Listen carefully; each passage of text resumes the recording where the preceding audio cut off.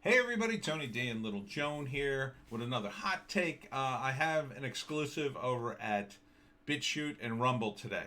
It's a Rumble and Bitchute exclusive because I talk about the election and you can't talk about that here. And I tried not to talk about it, but I got into the article and halfway through I said, I can't do this.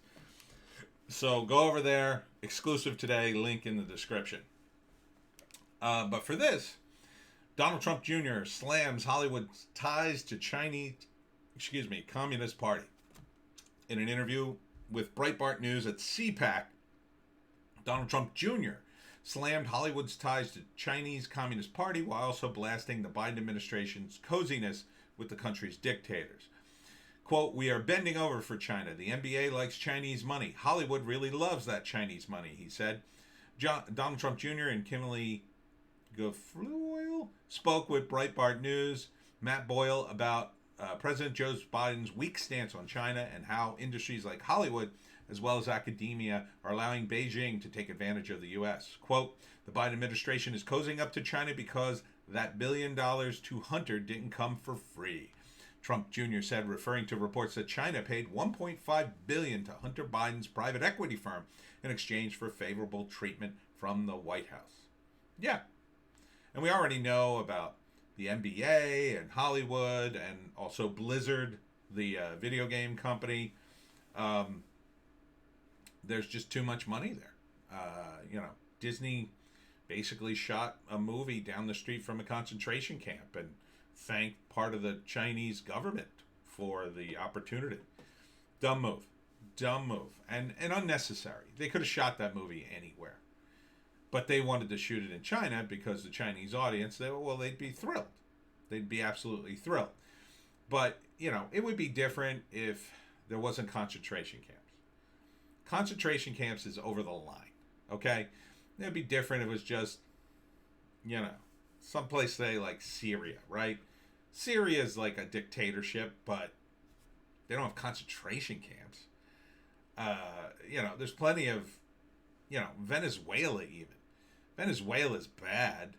It's a horrible country right now with the government. I shouldn't say the country's horrible. I should say the government is horrible because it's socialist. But they don't have concentration camps. They do horrible things, but, Jesus, man. When you get to concentration camps, it's time to cut ties completely. But, yeah, that's not going to happen. And they need to keep funneling money to Biden or else it will happen. Democrats block Representative Andy Barr's amendment to prevent beer virus relief funds from going to China. Why are we sending money to China? It doesn't make any sense. Democrats in the House Rules Committee on Friday voted against an amendment by Representative Andy Barr, Republican of Kentucky, that would prevent any American taxpayer-funded beer virus relief dollars from going to Chinese Communist Party. His amendment would have barred any of the $1.9 trillion in beer virus relief funds from being made available to any enterprise agency instrumentally owned by the government of the People's Republic of China or the CCP. Barr said when he introduced the amendment, the Democratic-controlled committee, the beer virus, as you know, started in China. It was made worse by the Chinese Communist Party suppressing information about the spread of the virus, and in no way should the CCP be able to further benefit from weaponizing the global supply chain and receiving U.S. taxpayers' funds. It's just insane. Why would you send any money to China? Even just on the basis that China has its own money. China has tons of money. Their money is, heavily regulated and manipulated, but they have tons of money. They have tons of our money. We buy their products. Why would you send them more just for nothing? They make all the stuff. We already established this. The medical stuff that we need, the Chinese make. Why would you send them money? They don't need it. They don't need it.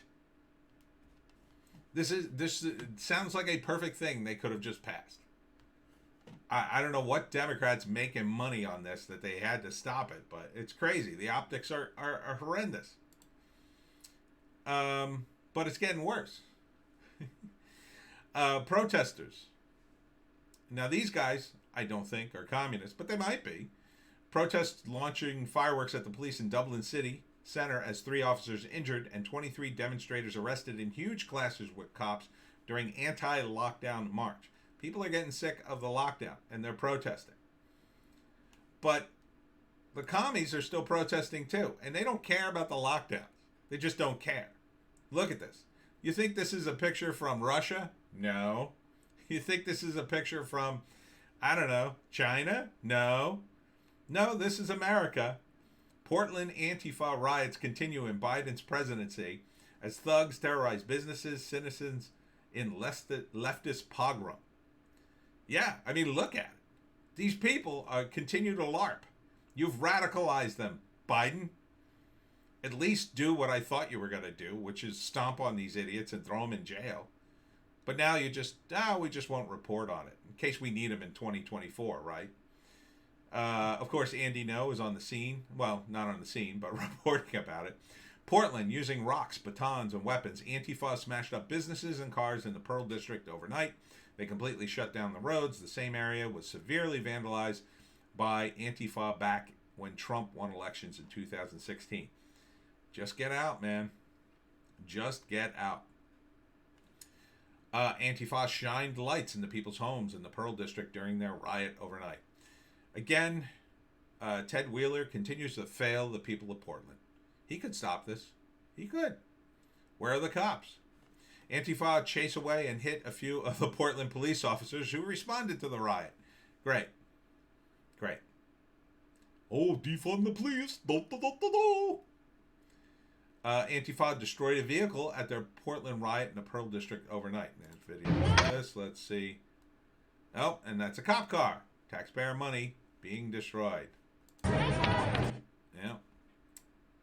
So, the riot event represents the second event of its kind since Joe Biden's ascension to the presidential throne. Antifa thugs had attacked none other than the headquarters of the Oregon Democratic Party on the day of Biden's enthronement, voicing their opposition to the neoliberal Democrat. Biden is understood as a right-wing fascist to the leftist group, which largely adheres to communist and anarchist ideologies. Yeah, look at that. That they would fly a Soviet flag in the United States. It's just disgraceful. Here's Andy No's Twitter. Let's see if there's any more videos. Here they are bothering people at a restaurant. How do they even still have restaurants in Portland at this point? Another mob destroying windows. Riots and protesters targeting an elderly man who was walking with a cane. Oh, that is a shame. That's a real shame. That's probably a guy who can't pick up and move. His family's probably there. And let's see, where is it? Can't see it. Can't really see. Where's the guy with the cane? Is that him? Yeah, can't really tell. Here they are smashing up windows. I mean, it's just endless. It's endless in Portland. I don't know why anybody would go there. Here's another arrest. Arrested in the violence overnight and charged with a felony. He's been arrested multiple times and let go without consequence. He identifies as a journalist. Yeah, it's just a mess in Portland. I don't know why anybody would live there. But the point of this entire thing is that, Biden will tolerate these communists, tolerate people flying the Soviet flag. All the Democrats will. They'll tolerate China. But you know what they won't apparently tolerate? Russia. Their annexation of Crimea. Oh, that's what? You don't, annexation of Crimea? Didn't that happen years ago? Well, yeah, yes and no. See, the Russians have been running the Crimea for I don't know, centuries. It's their only warm water port, meaning that if they had to defend themselves against an attack from, say, a superpower like the United States, they need a warm water port so they could have their nuclear subs, flying about in the ocean. And they need a warm water port, and the Crimea has one. That's theirs, They've had it since the time of boats, and they need it. Russia needs that port. They would go to war over that port. Oh, but Biden's going to draw a line. It's one of the reasons they help Syria. They need another. That's their second port. They got another port there, and we have to be very careful if we bomb the Syrians because the Russians are right there, and they need that port too, because in order to be a competing superpower, you have to have your nuclear subs right now. In the future, that may not be the case if the Russians get ahead of us on, say, satellite technology or, space warfare. Because once you control above the Earth, you control the Earth. So the Chinese may beat us on that. Who knows what they'll install, like on the moon or Mars or whatever, or just floating around up in the sky. So, but we can tolerate China. We can tolerate the Chinese. We can tolerate sending them money, having our companies do business with them, even though they threaten to cut off some of the medical supplies during the beer virus crisis. We can have tons of people screaming communist slogans here and never respond to them. Oh, but the Russians take back an area. By the way, the Crimeans voted to join into the Russian Federation. It wasn't taken. They voted like over 90%. And it's not that they love the Russians. They've not been treated great by the Russians over the years. It's because there's no other group to take them, right? They're not a country really functionally by itself. And the only other choice was to either be independent or join, I think, the Ukraine. And you don't want to join the Ukraine. They're a mess. So the Russian Federation wasn't a bad deal for them. I mean, it wasn't perfect. It wasn't great. But the Russians need that port. It was going to happen. So, the U.S. will never accept Russian sovereignty over the peninsula. Oh, yeah, tough guy. Tough guy, Biden. You want to start World War III over that?